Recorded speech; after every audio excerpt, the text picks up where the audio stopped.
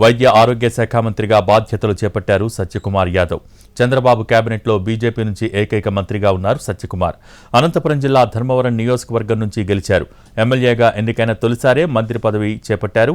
ఎన్నికలకే కేవలం 40 రోజుల ముందు ఆయనకు టికెట్ ఖరారు చేసింది అధిష్టానం.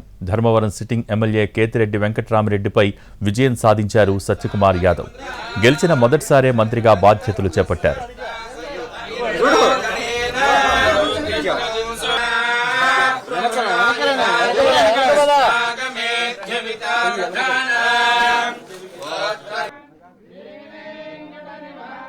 Master minds the pride of India. Inter, MPC, BiPC, MEC, CEC చదివిన విద్యార్థులకు సీఏ మరియు సిఎంఏ ఫౌండేషన్ కొరకు నూతన బ్యాచెస్ ప్రారంభం.